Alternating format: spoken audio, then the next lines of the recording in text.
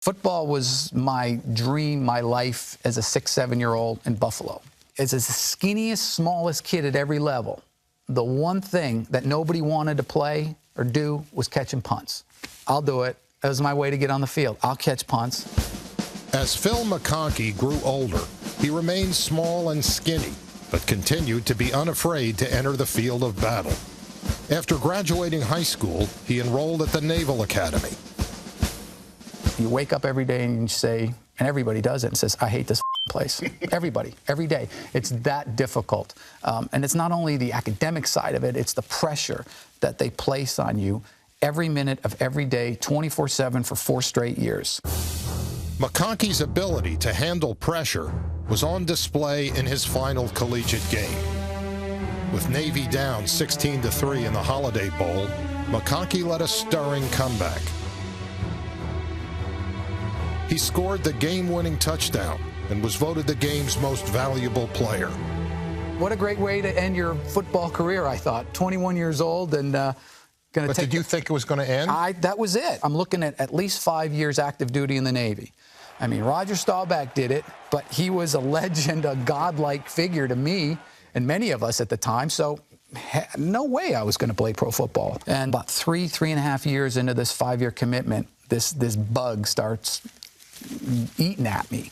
And I'd wonder, what if? What if I had the chance? Would I have made it? Would I have been able to satisfy this dream, this yearning I have had all my life? Navy assistant coach Steve Belichick got McConkey a tryout with his son's team, the New York Giants. The man McConkey needed to impress was a former Army assistant with a military-like demand for excellence, head coach Bill Parcells. The tryout was cut short. Showing little sympathy for McConkey's football aspirations, the Navy refused to grant him an early release from his commitment. 1 year later, with his Navy commitment fulfilled, McConkey again tried out for the Giants. Every single day that Phil caught punts in practice, do you know who was standing within a yard of him? Was Parcells. I said, get under, square up, do this, do that.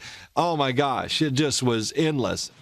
Throughout his coaching career, Parcells took a special interest in punt returning. So, you want the ball coming down on your head.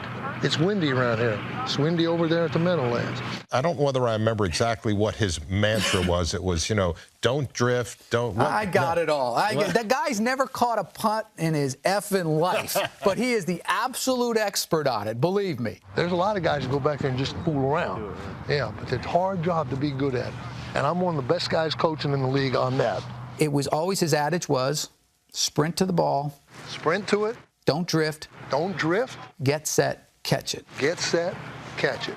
And it was against the law, punishable by beheading if you let that ball hit the ground. You're going to puke. I'm going to be back here with you so much.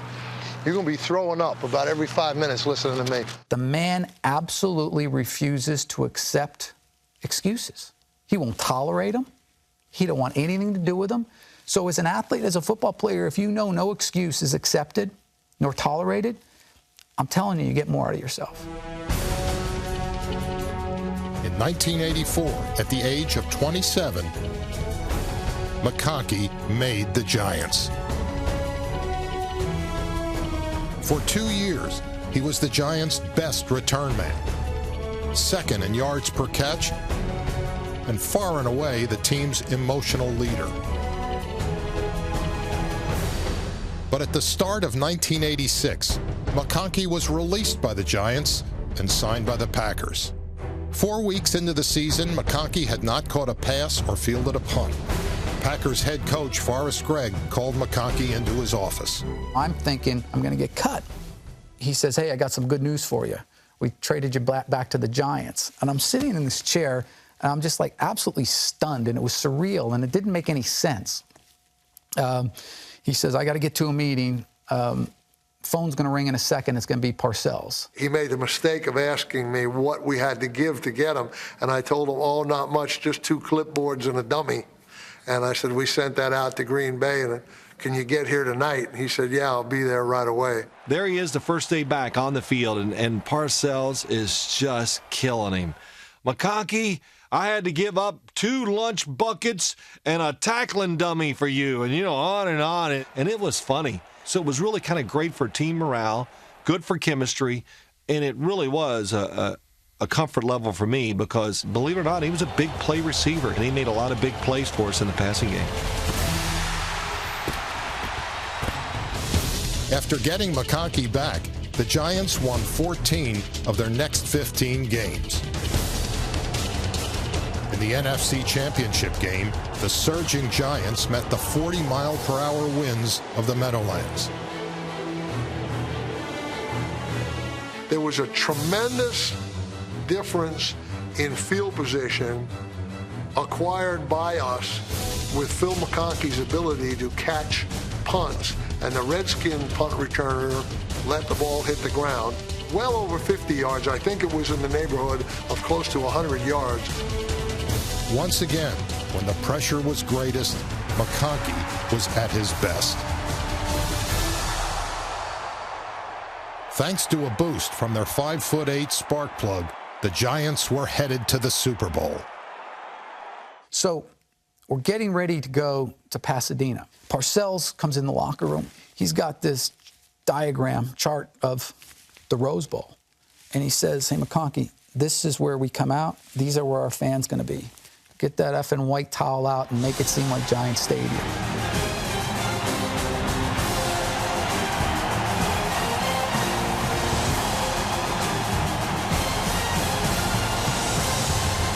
McConkey was so open with his emotions. He let it be known he wanted to score a touchdown in the Super Bowl. He talked about it all week. He didn't care. He just let things out. In the fourth quarter, with the Giants putting the final touches on a championship season, McConkey's opportunity had arrived. So I'm just cutting wide open across the field. The ball comes, floats in. Sims is looking way downfield. He's got a receiver. Complete. And I'm thinking, my God, I'm going to score a touchdown in the Super Bowl. What I had dreamt about my whole life. Down to the 10, 5. Touchdown, I believe. I know they are marking at the 1. Still McConkey to the 1-yard line. I'm that close to a Super Bowl touchdown. Oh, I was just elated and frustrated at the same time. On the Giants' final pass of the game, the player who personified patience and persistence received the ultimate payoff. I caught the ball, and there's my touchdown in the Super Bowl. At that point, you're out of your mind. I didn't know what to do. I had no dances. I wasn't there that many times in the NFL. The Giants had won the Super Bowl, but the former Navy officer wasn't finished playing hero. And I'm just hooping and hollering and just spinning around like an idiot. And I look down, and I'm just like stunned for a second. And I go over, and there's a gun, a pistol laying on the field, in the middle of the field. The security guard comes and just takes it out of my hand. And then I go off on my merry way. The story that came out later was that a security guard dropped it wrestling with a fan.